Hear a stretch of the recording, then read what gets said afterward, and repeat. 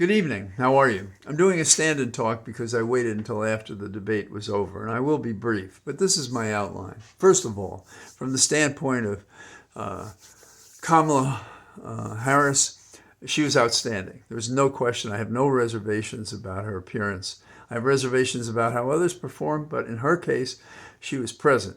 She was concise. She was to the point. She got under his skin. She knew her material. She had a plan. He didn't. She found a way to address his racism, letting us know it was racism without sounding trite. And you would think it wouldn't matter to be trite about racism in a country that has not handled this issue very well, not from its formation until now, and not with this guy, Mr. Trump. So why do I think she did so well? She did so well in absolute terms, and he did so poorly in the way he is. You can't fix stupid. Maybe you also can't fix arrogant, self-centered, hateful, discriminatory. A person who is a man-child, a person who has respect for no one, a person who is desperate, deeply desperate to have this election go his way, so that all the things that he did wrong in the past won't amount to anything. So in the present, how do we believe anything he says? So these are some things I've said before, but let's consider a couple of examples. First, let's start with Trump. Trump said, "Oh, that thing about you asked me about that I lost by a whisker. Well, I don't know what you're talking about. I don't know that's true. I didn't say that. You must be wrong." And they did go after him again, and they did mention that, well, you did say that, and poof, doesn't matter to him, and it does compromise him in two criminal cases that are talking about his efforts to overthrow the government.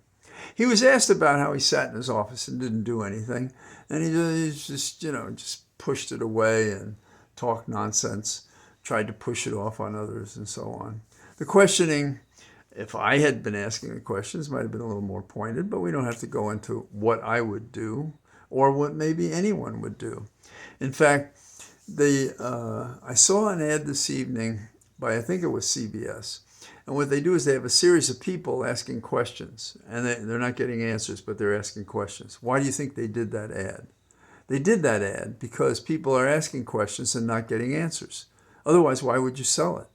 People are seeing that ad and thinking, oh, I'm going to watch them, 60 Minutes, because they ask questions and they get answers. Well, that happened tonight for the first hour. They asked questions, they got answers. So, for instance, what are you going to do in the Ukraine? If I had been there, I could settle it in a minute. I just talked to, I get together with Putin and I get together with Zelensky. Done. Yes. And what did Kamala say? Sure. Just give up their territory. And then they sit there. And then what are they as a danger to NATO, which we care about, that you don't care about, and have run down in every way possible? Interesting. So there were a number of these questions. What about Afghanistan? Well, you approved people leaving Afghanistan, Trump, and we got around and we did it. And you made it more difficult because you dealt directly with the Taliban, and you compromised our ability to do anything about it. Oh, And then he had one of his word salad explanations and his insistence and so forth. Now, through all of this, what we had was Kamala not only stating her position and stating it firmly, but also performing, if you will. When she was to one side of the screen, she would show her reactions. And frankly, she was better at it than he was because he tried to do that. And I would say, hands down, she won the debate. I don't know what people are saying now, and it wouldn't change my opinion because I saw it with my own eyes and ears, and I'm not a child. I understand these things. So you probably feel the same way. The question is, what do the voters think? So who was Kamala speaking to? Kamala was speaking to two groups. One, independents, for sure. And in Pennsylvania, which is one of the critical 7 states, battleground states. And who else was she talking to? She was talking to Republicans who, instead of staying at home if they can't vote for Trump, might come out instead. And Kamala quoted all those Republicans that say, you, Trump, are no damn good. You are not competent. You put us at risk. You are a danger to America. She said, a lot of people died because you didn't pay attention to the pandemic. Oh, he did this, he did that, he did all sorts of BS, but he didn't do anything. At least in the early days, having confessed it to the Washington Post, that he knew it was danger, but he didn't do anything. He didn't want to get people nervous. No, better they get sick and die. So the evening's debate, I thought, went entirely, as I've said at the outset, to Kamala. Something happened after the first hour. They took a break. Now, before that time, the hosts were asking questions and follow-up questions when they thought Trump was contradicted by the facts. For example, his thing about, it's very close. There's a whisker by which I lost the election. And he had been asked, didn't you admit that you lost the election? And he danced around it and tried to pretend the truth wasn't the truth and it wasn't on tape and 100 people or thousands of people hadn't seen it, all of the above. And here's the thing that annoyed me, and I haven't done the math, but it seemed to me that the questions went to Trump and not in the first instance to Kamala. What was that about? Is this a subtle discrimination or was it purposeful? Now, after the break, and you may remember that one of the rules about these interviews was that the mics would be off if you weren't speaking. And that was to control crazy things going on. But after the break, Trump managed to try to get another slice of the pie and to come back. Now, I don't know this. Is it possible there was some pillow talk conversation with the corporate? Well, whether or not there was a change. Trump got the follow-up and Kamala didn't. Trump got almost all the questions and Kamala didn't. What was that about? Now, Kamala, in and of herself, was self-contained in this way.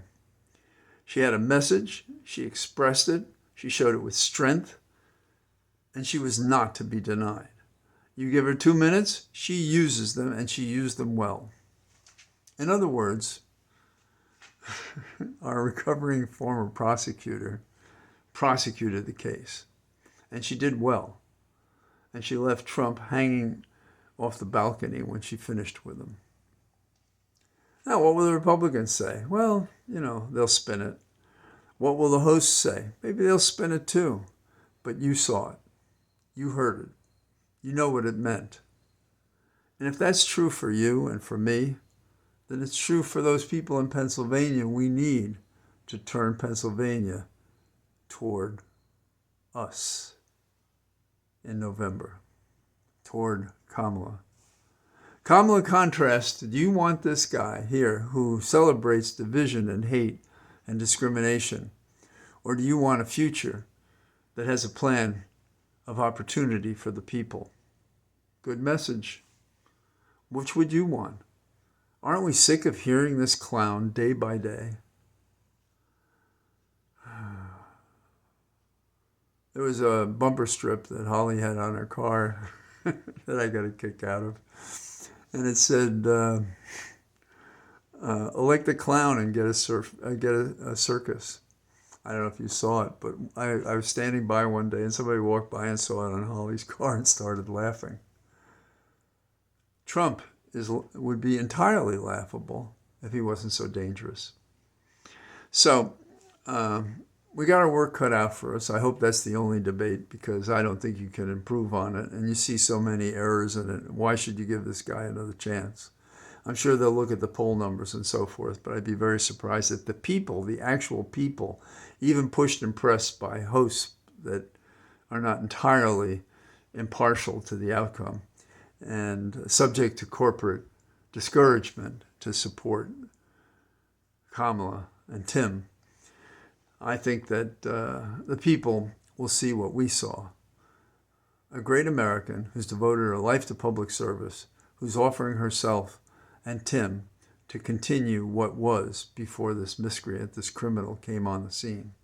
So that's a couple of thoughts I have this evening. I look forward to hearing what you think, and tomorrow we'll be out in the field again, I hope. All the best. Bye-bye.